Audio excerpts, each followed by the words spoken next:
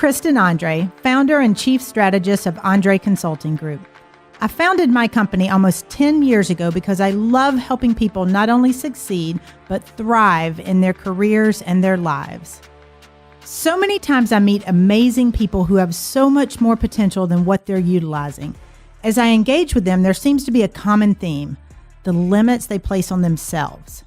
Throughout this podcast series, we're going to visit some incredible people who have created more intentional lives for themselves, those who've had that no limits moment where they chose to grow and they put things in motion to help them do so. We'll focus on how you can break through limits, we'll equip you with strategies to help you lead a more intentional life, and we'll have a lot of fun along the way. So let's dive in.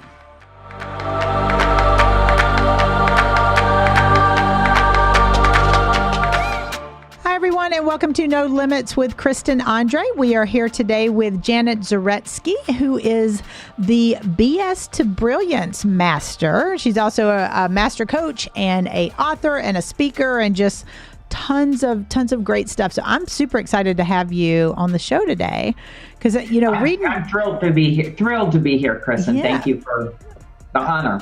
Really, it is always an honor. Oh, well, thank you. Well, I was reading your bio, and this BS to Brilliance master, that was the first thing that popped out to me because, a lot of us have those boring titles and things like that, and that's awesome. I mean, it's so striking. So where'd that come from?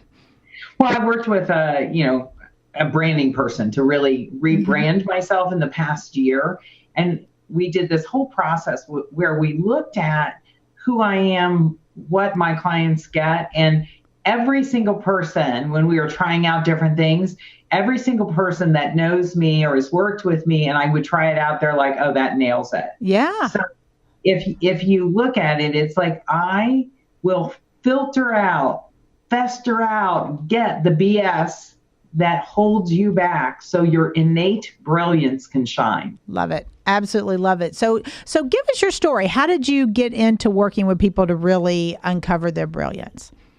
Well, I'll give you just a brief whole background. I started my career as a registered nurse. Oh, cool. Okay. And I did neonatal intensive care. So I did premature babies and, I did that for 21 years. Wow. And I was always somebody who did something in the background. So when I was doing all of that, I was doing something on the side always. And I entered this career called coaching in 1995. Okay. So before it was in vogue. Yep. Yeah. You had a side hustle before there were side hustles. Exactly. And then when I was out networking, people would go, what sport? Mm-hmm. And I go, I'm trying to have people be bigger and better. And then I did a transformational educational program for Landmark Education, and then working with them for 18 years and led programs all over North America and was one of the senior program leaders and on staff, et cetera, for 18 years. And then when I went back out on my own, I just, I've worked with men and women throughout the years, but I really, as I get older, looking at what a legacy is, looking at what's happening in the world, I got really, really inspired, empowered, and interested in what does it take to have women be their fullest expression and stand in an open-ended question called what's possible if women are empowered. Love that. Absolutely love that. And so when I started doing that, it's like what I would see is these brilliant women dimming themselves, diminishing their power, not owning themselves, not getting the money they wanted. So I went to work on creating different programs and paradigms and conversations and coaching people to have their innate brilliance shine. So that's how that. I love that. That's fantastic because, we weren't really always raised like that. I can distinctly remember my first job and I was in healthcare as well, and they asked me what my salary requirement was. And I know I lowballed. I definitely lowballed because I'm thinking, to me, I'm thinking, oh, well, I can get the job if I ask this. I could have got it if I asked significantly higher. And it just, no one ever really taught us. So what happened is, as it does with so many women, I went in lower, which means each year as my income went up, it was still lower. So a lot of it, it was, back then it wasn't, no one taught us that. There weren't programs way back. I mean, this was 30 years ago. There weren't programs that really taught people to do this. Oh, totally. Well, in fact, one of the things that, if you look back, what is it that companies tell you? You aren't allowed to explain your salary or tell your salary to anybody. Yep. It's like, do you really get what they're saying? Yeah. They're saying, keep it secret so we can do what we want. Yeah. If it's all transparent, then it's going to be really obvious. And I'm a researcher because, I have a science background. So I like being grounded in reality. Right. So I research this and I'm interviewing people for my next book, which is going to be something in the realm of how are we going to actually end the gender gap. Got it. And one of the things that I've noticed is exactly what you said, but even in today's world, depending on the industry, women will not ask for what they deserve. See, if you ask for something, and this is for those of us in the service industry, by the way, as well as people that are in corporate America, if you ask for it immediately, they go, yes, you lowballed it. Guaranteed. Yep. Right. That's happened more than once because I have a pretty strong personality and definitely a tendency to ask for what I want, but I didn't always have that. And I definitely did a lot of development work to get there, but you're right. I remember certainly at the beginning of my career asking for things or throwing out pricing or things like that, and they didn't flinch. And that's immediately when you're like, yep, went too low. And, I've even had people early in my career when I first started speaking, they were like, oh, I thought it would be much higher. And I'm like, so obviously I priced this too low. So you learn, but it's not an innate thing to a lot of people. But you talked about the gender gap, both pay and influence. Mm-hmm. So I think pay is the one that we usually hear about frequently. There's always articles. That's where the research comes in. But influence is equally, if not, more important sometimes. Well, you somewhat you can tie them together. So, if you're paid higher because you just got a higher position, you have more influence, you think. So there is some truth to it, but is your voice being heard? There are so many interesting studies that show that men don't hear women's voices, literally, physiologically don't hear high voices as well as they do deep voices. And then there's whatever training they have.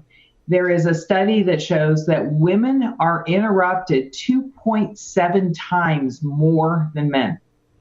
Whoa. So if you grow up, you're professionally growing up and developing yourself, and you see other men interrupting women, and you're a young dude, guess what? You're going to do it too. And then we allow it.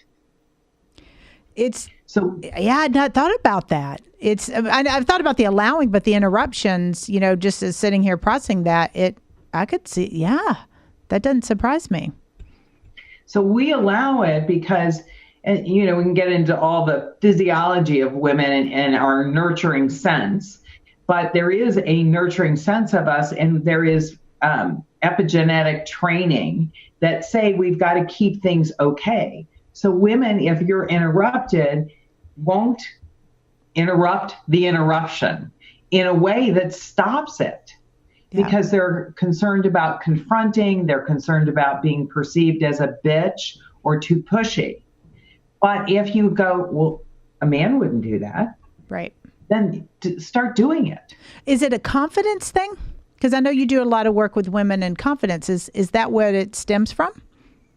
I think it's confidence is part of it, but it's also concern for conflict. So I was in Denver yesterday doing a training. And so one of the things, and these were guys, but one of the things I said, because they were conflict averse. Okay. It's like, why are you afraid of conflict? So what's the answer for most people? Well, they're afraid somebody won't like them. They're afraid they'll look bad. They're afraid they'll be labeled. But what is conflict? Is your life truly at stake? But your reaction to it is to withdraw. But really, all conflict is a conversation. Yep. And you can survive conversations. I think so. And a lot of times conflict, it's not necessarily adversarial. Sometimes I think there's conflict because people don't understand. They're seeking more information. They're trying to clarify things in their own mind. All of that. But so I'm trained in CIQ, which is conversational intelligence, which is the neuroscience of communication. And from a physiological standpoint, brain patterns are set up when we're very young, and then we keep reinforcing them. So your brain perceives the threat. Okay. And it's all set up. It doesn't matter when it happened, but it did happen when you were younger, and then you keep reinforcing that brain pattern. So you freeze, fight, freeze, appease others. Okay. And that's what people do. But it's when you get, it's just a brain pattern. And really, there's nothing here more than maybe somebody has a question. Yep. Yeah. And what's the worst that's going to happen? Somebody's going to tell you no. Can you survive a no? Yes. I think you're right. It comes up, it's so young, because I know with my kids, I'll say that all the time. I'm like, seriously, what's the worst that's going to happen if you do this? And when they talk it through or think it through, they realize, well, nothing big. But we automatically go to worst case scenario a lot of times. Yeah. And one of the things that this has actually revolutionized my coaching is once I got the whole conversational intelligence and the brain patterns and the neuroscience of it, which is really simple and easy for people to grasp. It's not personal. You go, oh, so I've been training myself that way. I can actually see it, interrupt it, and retrain myself. And redo it. So, bringing this full circle to how do you be an influencer? You first of all got to get past that and right. get, confidence. Part of it is to get, okay, I can do that and still be okay. Right. What's the worst that's going to happen? Somebody's going to call you a bitch. Okay. I've been called that several times. It would not be anything new to me. So probably within the last few days, but it's got to roll off you. You have to understand that whatever somebody says or thinks or what have you, it doesn't define who you are as a person. Yeah. I always tell people it's not my problem. Yeah, it's not. You don't like me. You think that's not my problem. Yep. That's your problem. Exactly. And it's, but a lot of times people that are grown up, and I see this more with women, the men, I have 3 daughters. And so if women, a lot of times, and a lot of us were grown up to be pleasers and not rock the boat, exactly like you're saying. So I don't even know that it's always confident. Sometimes it is. It's just kind of the status quo. It's let's not upset anybody. Let's make sure we're seen in this way or the other. And, what's that? Who's that? I can't remember the quotes by. It's something like boring women rarely make history or something like that. It's not. It's the people rocking the boat. It's the people okay with people calling them, whatever they want to call them. Yeah. So if you think about influence, you've got to be out there and be seen and get heard. And anytime you're rocking the boat, I love what you said. It's like anytime you're rocking the boat, somebody's not going to like it. Yeah. So you have a choice of, do you fade into the background and have not your brilliant ideas heard? Or do you take the risk that somebody's going to not like you, not like what you have to say, but you have brilliance you want to share it? And so many people have that brilliance that they want to share, and it's just a matter of getting out there and do it. So we're gonna take a short break, and when we come back, we're gonna talk about how to do that and what some language you can use and some of the things you may be doing that's getting in your way. So we'll be back in just a few.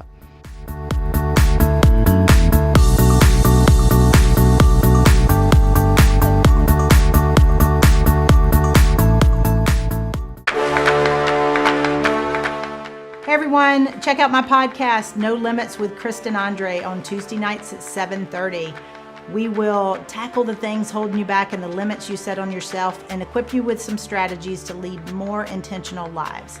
Podcast launches every Tuesday at 7:30 p.m. on facebook.com/Andre Group. That's facebook.com/ANDREE Group. We'll see you there.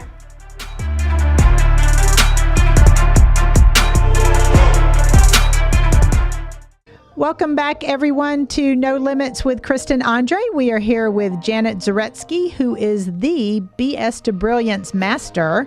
And before the break, we were talking a lot about confidence and, what people need to do to kind of step in and stand up and be seen. So frequently I'm finding, at least with my kids and my friends and colleagues and clients and that it's, once they get to that point, it's knowing how to do it. What do I say? How do I do this? And, I know you're big on this too, is for women, especially the apologizing thing.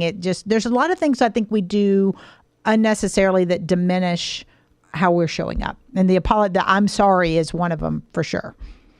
Totally. Well, I want to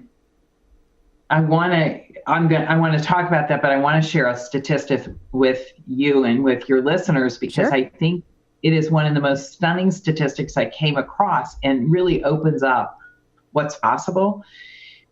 There was a study done of Fortune 500 companies that when a woman is in an upper management position, Okay. the companies experience what they call innovation intensity and produce more patents by an average of 20% more than when a man is in a similar position. Huh. Isn't that an The interesting innovation. statistic? Okay. Innovation intensity. There's the natural creativity, the brilliance that gets expressed. That's one of the reasons I'm so passionate about this is because women, we have brilliant ideas to solve world problems, to solve business problems. And if we're out there and give up the things that are holding us back, what's possible in the world? I 100% agree with you. I was unaware of that statistic. That's amazing. I mean, it's encouraging because what it tells me is the ideas are there. We just need to get them out. We need to bring the right people to the forefront where they can speak freely, get their ideas out, and quit kind of squelching them a little bit. Yeah, so you were talking about the apology. I did 2 TEDx. My first TEDx is called The Apology Trap.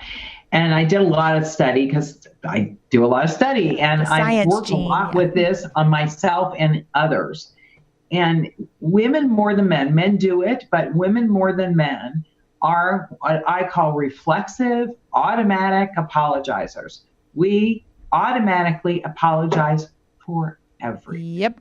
Yep. It's sorry. But it's not just, I'm sorry. It's things like when I write an email and at the end I ask for something, putting a little smiley face there. Yeah. Most people don't realize all you're doing is diminishing your request. You don't have to apologize for making the request. When I started having this conversation with people and they go, oh my God, I do that all the time. What are you requesting? For people to do their jobs. Why are you apologizing for you doing your jobs or asking people for doing their jobs? Right. And it's all over the place. If you start looking, like for you and I, we'll just do us because we're here.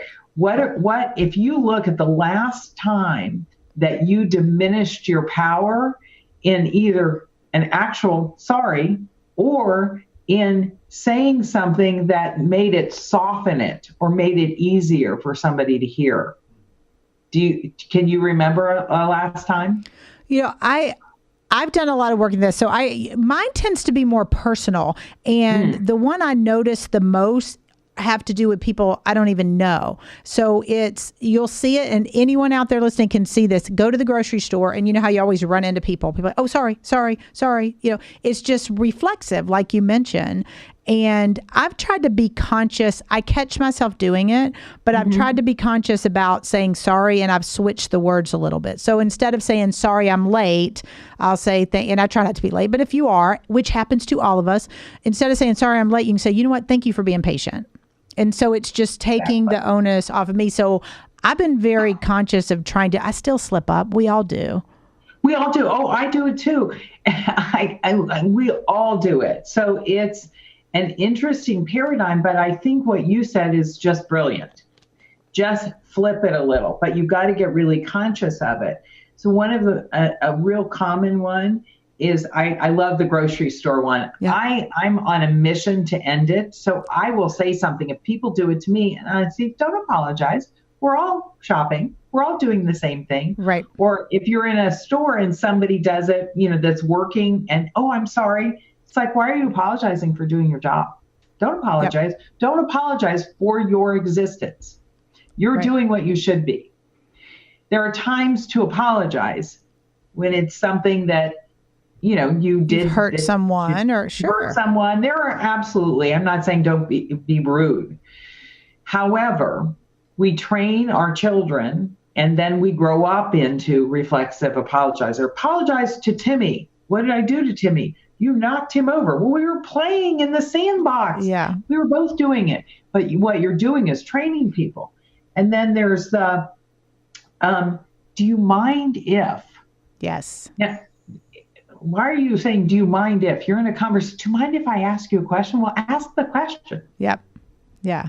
It's just subtle things. So if you're going to be somebody who owns your power, owns your brilliance, start paying attention to the words you use, the postures you use, the intonation in your voice where you're diminishing your power and trying to soften what you have to say. There's so many of those phrases that we, like you mentioned, just don't even think about. There's one that gets me, and I don't know if this is softening, but it will say, can I be honest? That one's always kind of stuck with me. I'm like, no, I wanted you to be dishonest. Have you been dishonest the rest of the conversation? But there's word choices that we all have them. And for me, at least, it's been good to identify. And I'm not always the one to identify them. Frequently it's people that I know that will say, can I give you some feedback? And they'll share that with me. I'm like, I didn't even know I was doing that. So it helps us kind of deal with it and change the language a little bit. Yeah. So if we all what if we all got an agreement that we'll call each other on it? And then all we'll do is elevate all of our influence, all of our power, all of our brilliance. The other thing I always do, and that's how the BS to Brilliance is another part of how it came to pass, is when I was leading programs for Landmark for years, people would tell me one time, we try to get a brilliant out of you. So I have a habit, and it was a created habit of when someone shares something or says something, not just like automatically, but they're being vulnerable, they're sharing their ideas. I say brilliant. I acknowledge people's brilliance. I love when people win. I think that's And so awesome. I make a conscious effort to do that. That's the elevating. And then there's also the reminding of people that are diminishing themselves so I can help awaken them to don't do that. That was brilliant. Or so what? You made a mistake. Which we all do. We all do. So helping them, this is hugely, hugely important because, again, back to your statistic, a lot of the things we need to get out, they're in there. We're not needing to come up with the content. We're not needing to come up with the ideas. We have them. They're just squished down so much with all this other stuff, whether it be a lack of confidence, a lack of standing up for ourselves, not knowing what or how to say things. And at the same time, that's something we can help each other with. We're only going to learn if we are aware of it. Well, I also think there's, like fear of failure, but also fear of success. And the statistic, which is well known, of when men go to apply for a job, they'll apply if they have 60% of the qualifications. Yep. And women will not apply until minimum they have 90, but most often 100% of the qualifications. I have a client I'm working with now, and she is amazing, just brilliant, smart, very likable. and found herself in a similar situation where she's almost now at this point being not really undermined, but she's not seen at the level she wants to be, or that she even is, because her qualifications on paper and in person are fantastic. And other people's aren't as much, but other people will promote themselves a little more. So we're, I tell the women I work with, it's shameless self-promotion. We've got to make sure that you're standing up and letting others know. And there is a way to do that without it being boastful or seeming like you're braggadocious. I love that you just brought that up. It's like, if men say, I'm great, I'm great at this, somebody doesn't say, oh, you're a braggart. But if a woman stands up and says, well, I'm great at this, it's like, oh, how dare you? Yep. But, I love what you said, shameless self-promotion. It's not lying about something. No. It's just saying, here I am, and I have this value to contribute to the world. But if I don't tell you it, how are you going to know it? Right. And it's, I've taken baby steps with some of my clients who just are like, I couldn't do, frequently let other people can help you with this, So my clients say this, my clients tell me they appreciate when I do this, just as you mentioned, the speaking engagements you went to and the feedback you got, it's easy to talk about what you've done in the context of how it's helped someone else, because that seems less egotistical, which I don't think talking about yourself is egotistical if it's done in the right way, if it's done with truly you're saying it and putting it out there because you care and because you want to influence and help other people. And I love what you just said. I think that is the whole key to it. Why? It's not what I'm saying, but why am I saying it? Exactly. Am I saying it to feel better about myself, or I'm saying it to acknowledge my contribution such that I can contribute more? So if, for example, an entrepreneur, a service provider like yourself and myself, if we're not telling people what we can do, we're not going to get hired. Nope. Now, you could go, well, then you're not going to get paid. That's true too. But in reality, most coaches are coaches because what they want inherently is to make a difference for others. Exactly. And if you don't know what I got to give you, and I'm unwilling to tell you, nobody can get it. And I can't make the difference I'm here to make. And that huge. And that affects not just people that are like us, that are coaches and entrepreneurs and speakers. We want to have that impact. But there's something I personally feel in everyone that needs to get out. And, everybody's got a story to tell. So we're going to take another short break. And when we come back, we're going to figure out how we can implement this in each of our own lives. We'll be back in just a few.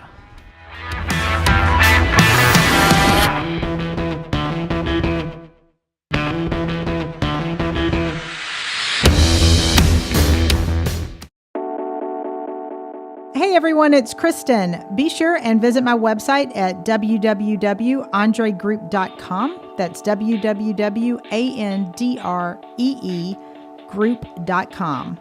And while you're there, be sure to download my white paper, Top 10 Reasons Your Business Isn't Growing Fast Enough. Now get out there and create your no limits moment.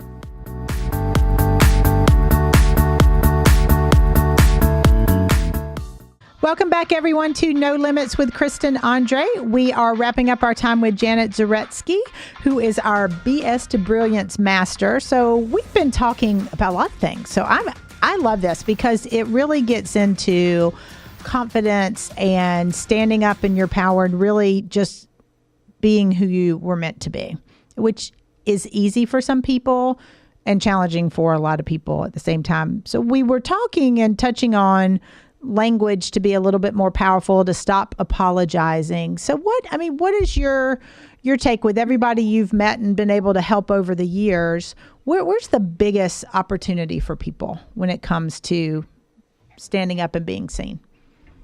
Well, a couple things. So I think that one, you got to get committed to it, and you got to be willing. You got to go, okay, if I do this, what are the positives to it and what are the negatives? Because one thing I know about human beings, if we get a bigger goodie out of doing something that's risky, we will do it. Or on the other side, if we realize it's costing us too much. So if if you're someone who's not being seen, either seen or heard, Okay. or your idea is heard, what is that costing you in money, in experience, in your expression, in your fulfillment? And then what's possible if you got over that hump, if you dealt with whatever that was in yourself, whether it's a version of imposter syndrome. Mm-hmm. As we're working with people and we're trying to figure out how to best help them, whether they be not just clients or anything like that, getting past imposter syndrome, stopping apologizing, what's your biggest tip? What would you encourage the listeners to do? So, we were talking about self-promotion. So I'm going to give you an exercise that I often have people do. And you can use this to also create your 30-second introduction, or when you're going in for an interview, create who you are.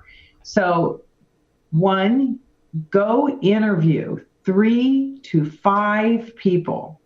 First of all, you got to set it up. And so you got to create a context like, you can say anything to me. I'm really open. And I have a couple questions for you. And I really, really want honest feedback. And you ask them, what is the best thing about me? Okay. What do I do well? Where have I contributed? And you write it down, because your brain doesn't want you to remember it. Because it's like, oh, I'm so uncomfortable with being bragged on. Or have them do it in writing. And then also ask, where do you need to grow? Where are your weaknesses? Okay. But then after you do that, you put them in a folder, just the strengths. Okay. Every day, you get the folder out, you read all the positives about you, and then spend your day looking for evidence of what they said is true. Okay. See, because what generally happens for people is people say, oh, God, Kristen, you're just brilliant. You're awesome. And your mind goes, oh, if they only knew, blah, blah, blah. Right. Boy, I screwed that up, right? So you listen to that more than you listen to them. And that diminishes your confidence. But if you start looking for evidence of what other people say, you'll start seeing it, and then you'll embody it. I absolutely love that. Janet, that's good. You got good stuff there. All right. So we issue a challenge every week to our listeners. That's perfect. So interview how many people? You said 3 to 5? 3 to 5. Okay. 3 and to these 5. Ideally, are these going to be people that we know well? Obviously, we know well. Are they family, friends, colleagues, what have you? I invite people not to do family, because there's so much dynamic. Could be friends, could be colleagues. Okay. And mix it up. So it might be a couple people that you know really well, but then people that you know professionally, but not as well. Okay. So that you get a more broad view, because also that the weaknesses, which I didn't say, you want to take those and look at it and go, wow, there's a consistent theme here. I need to go to work on that. That's kind of your bonus opportunity. Okay. So after you do the 3 to 5, the other thing I didn't say is then if you look at them, you'll see commonality, and you can create your introduction or who you are from that. Once you're embodying that, it's like, oh, wow, I'm this brilliant blah, blah, blah, because somebody else said it. So that's where the BS to Brilliance Master came from. I love that idea. I think it's it's very descriptive and tangible, but it's not going to be that hard to do. I feel the hardest thing for a lot of people is going to be to receive the feedback and not try to diminish it. Because I remember early in my career, one of my directors, they, were giving me feedback and I would deflect. It was almost like I had my little Wonder Woman shield up and I was deflecting it. And I remember him looking at me, go, stop, say thank you and nothing else. And that was it, because he wanted me to receive it. And a lot of times we cut people off because we did, just like you mentioned, your brain is going to the, if they only knew. So this is a great exercise to be able to really absorb that too. Yeah, it makes a huge difference. I love it. I love it. So our challenge to you guys listening for this week is to interview 3 to 5 people, ask them what you are really good at, what those strengths are, and then ask them what your areas of opportunity are as well. So Janet, thank you so much for being with us. This was fantastic. I love it. Love it. So I appreciate you. Thank you for being here. And everybody, join us on our Facebook page at #NoLimitsMoment. Make sure you're engaging and letting us know how you do with this challenge. We would love to hear a few more brilliance coming to the light. So until next week, everyone, keep pushing past those limits.